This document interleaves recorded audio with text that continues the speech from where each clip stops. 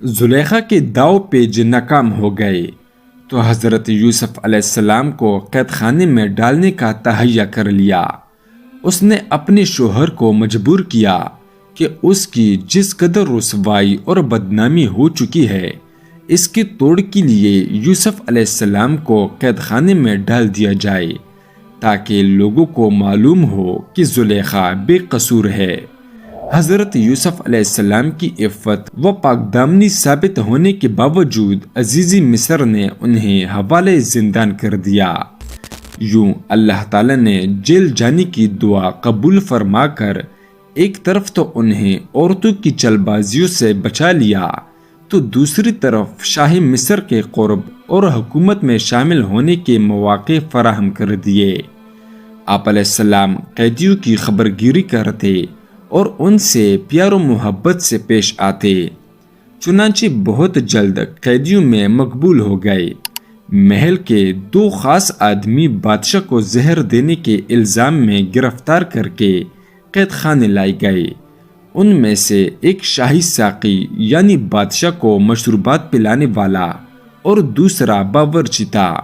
ایک رات ان دونوں نے عجیب و غریب خواب دیکھے جس کی تعبیر کے لیے حضرت یوسف علیہ السلام سے رجوع کیا گیا۔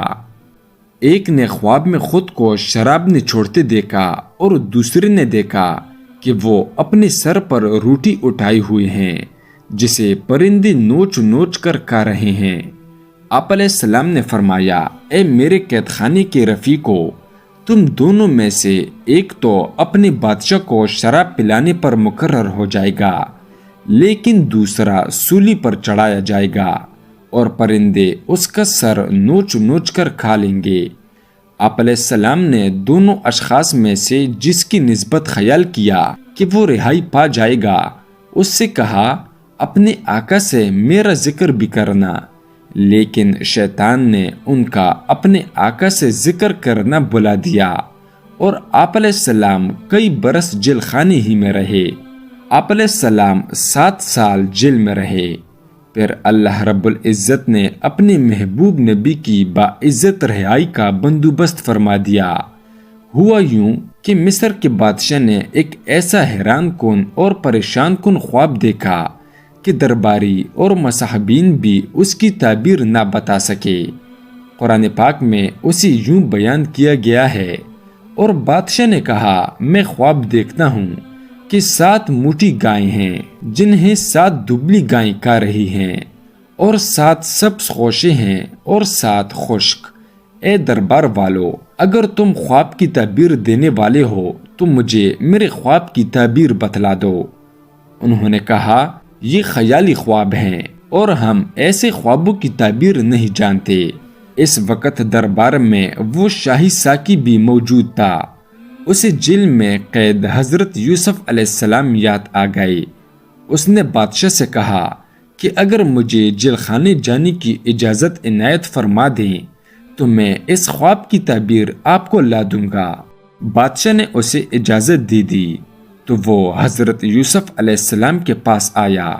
قرآن پاک میں ارشاد باری تعالیٰ ہے، جب وہ یوسف علیہ السلام کے پاس آیا تو کہنے لگا، اے یوسف، آپ بڑے سچے ہیں، آپ ہمیں اس خواب کی تعبیر بتلائیں کہ 7 موٹی تازی گائیں ہیں جنہیں 7 دبلی پتلی گائیں کھا رہی ہیں، اور 7 سبز گوشے ہیں اور 7 ہی خشک۔ آپ مجھے اس خواب کی تعبیر بتلائیں تاکہ میں ان لوگوں کے پاس واپس جا کر تعبیر بتاؤں۔ عجب نہیں کہ وہ تمہاری قدر جانے۔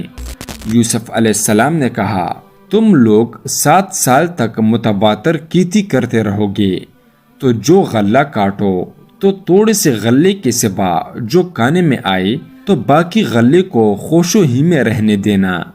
اس کے بعد 7 سال نہایت سخت قحط کے آئیں گے، وہ اس غلے کو کھا جائیں گے جو تم نے ان کے لیے ذخیرہ رکھ چھوڑا تھا، صرف وہی تھوڑا سا رہ جائے گا جو تم احتیاط سے رکھ چھوڑو گے۔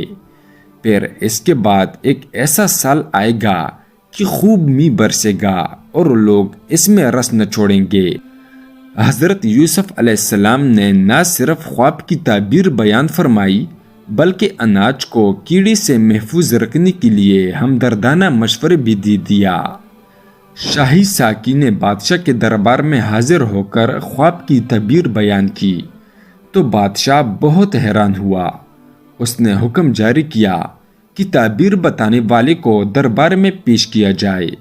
قاصد فوری طور پر حضرت یوسف علیہ السلام کی خدمت میں حاضر ہوا اور دربار میں چلنے کی درخواست کی۔ آپ علیہ السلام نے فوری طور پر جانا پسند نہ فرمایا اور قاصد سے کہا، اپنے بادشاہ کے پاس جا کر پوچھو کہ ان عورتوں کا حقیقی واقعہ کیا تھا جنہوں نے اپنے ہاتھ کاٹ لیے تھے۔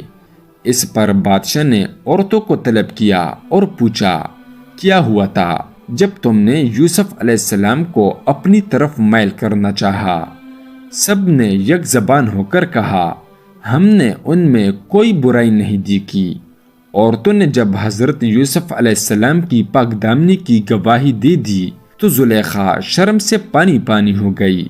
وہ بولی، اب سچی بات تو ظاہر ہو ہی گئی ہے۔ اصل یہی ہے کہ میں نے ان کو اپنی طرف مائل کرنا چاہا تھا اور وہ بے شک سچے ہیں۔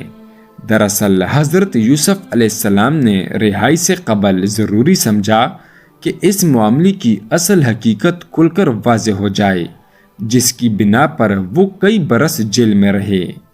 حضرت یوسف علیہ السلام کو دربار میں لایا گیا تو بادشاہ نے بڑا پرتپاک خیر مقدم کیا اور آپ علیہ السلام سے خواب کی تمام تفصیلات اور ان کا حل دریافت کیا۔